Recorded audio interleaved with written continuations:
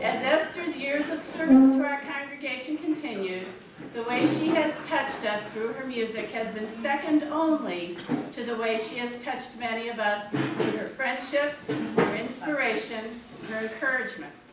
Shirley Drotliff shares with us a very special message about how Esther touched her life in a very special way. I became a member of Messiah during a period of physical and spiritual recovery. Esther and I met shortly thereafter.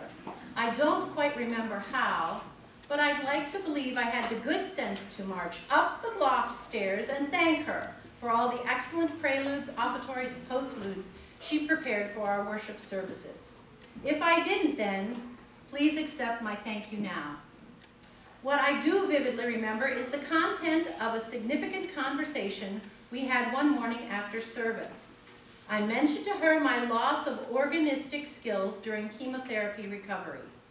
Intrinsically understanding the value of timing, her response to me was that she rather doubted I had lost it, but I just needed to get busy practicing.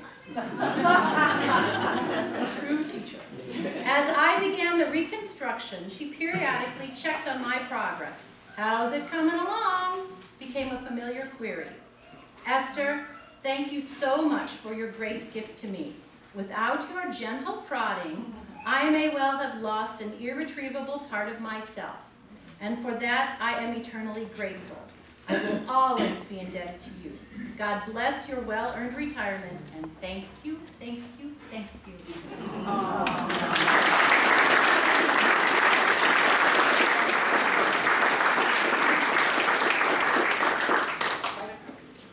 And, finally, Vicki also has a very special message of her own about Esther's influence in her life from when she was a wee little lassie to today.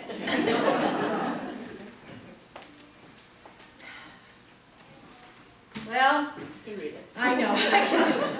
Before there was a Disneyland, and prior to Elvis appearing from the waist up on the Ed Sullivan Show, and when there were only 48 states in the Union, I was the final baptism at Messiah Church on Berkeley and DeSoto.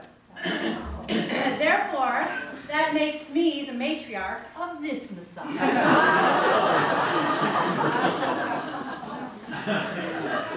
Yeah, it's weird, isn't it? That's scary. I have known Mrs. H, as Michael and I fondly call her, all years of my life. When the Hodgkinsons joined the church and it became time for the Awick children to learn piano, where better than to learn at the fingers of our organist. Thus began our relationship. I learned scales, and scales, and scales, and scales. Mrs. H drilled them into my head. At this time, my brother was no longer a pupil because he informed my folks that they were just throwing their money away. But to this day, because of Esther, he can still play Country Gardens perfectly.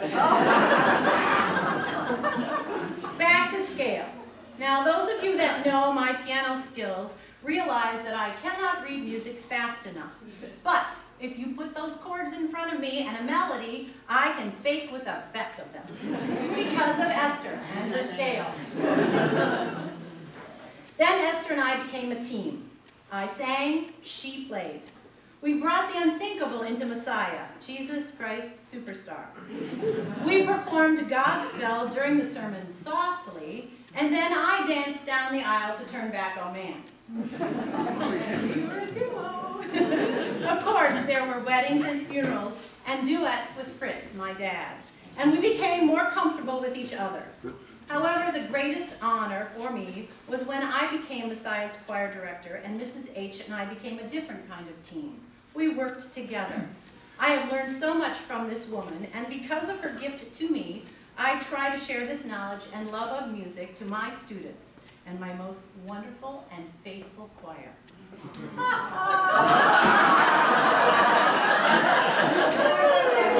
to you, Mrs. H.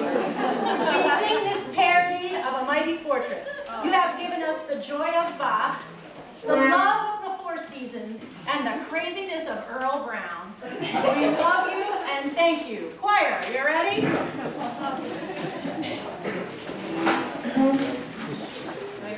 have music up here. Everybody's music? Anybody need one? Anybody need one?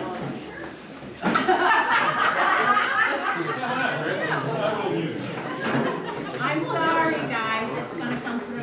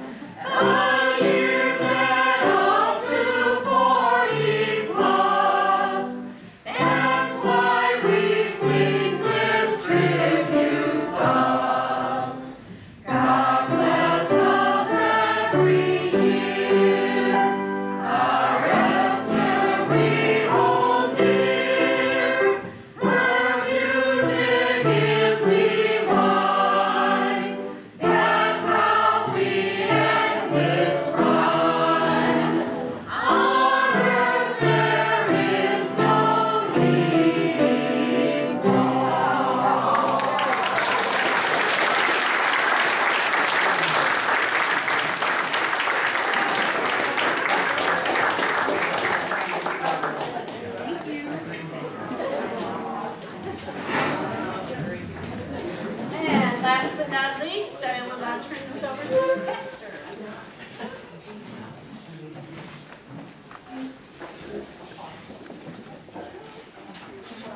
45 years. In 45 years, Messiah has seen Pastor Mumford, Pastor Hilty, Pastor Klein, Pastor Moore, and some guy named Pastor Fox. 5 pastors, but Esther has remained a constant. In 45 years, hundreds upon hundreds of different people have walked through our sanctuary to sit down and to worship God, but Esther has remained a constant. In 45 years, thousands of hymns have been sung, but Esther remains a constant. Through changes in musical styles, even allowing me to play the guitar once in a while, from the red book to the green book to the blue book and back to the red book again, you have remained a constant. So much has changed in this world in 45 years, but Esther has remained a constant. Many of us here, I don't think, have ever known Messiah Lutheran Church without Esther's music every Sunday. When we sing the great hymns of our faith, she has been our guide. But it's not just her presence that's been constant. It's her friendship. It's her smile. It's her joy in providing such wonderful music for us. It's her love of this congregation, of all of you, and most of all, her love of the Lord. Esther, there are no words to express what you mean to all of us. There is no gift that can equal the gift that you shared with us. So I just want you to know that we love you. We thank you for everything that you've given us over the years. And may music remain a constant in your life. And may you ever be sustained by the constant Lord of our Lord Jesus Christ, who is the same yesterday, today, and forever. We love you, Esther.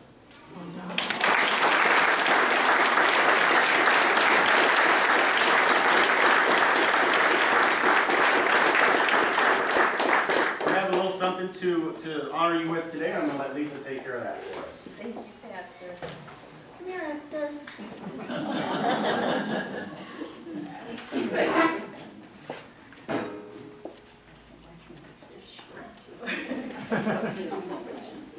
Come here, dear.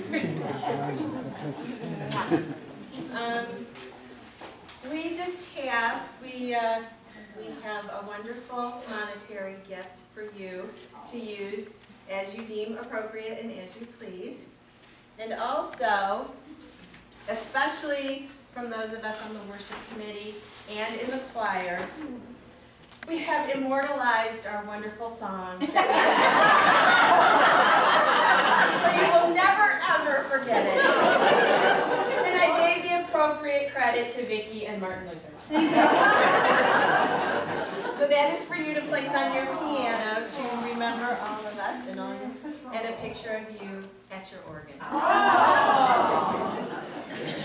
So, snuck up on me. So from the bottom of our hearts, thank you, and God bless.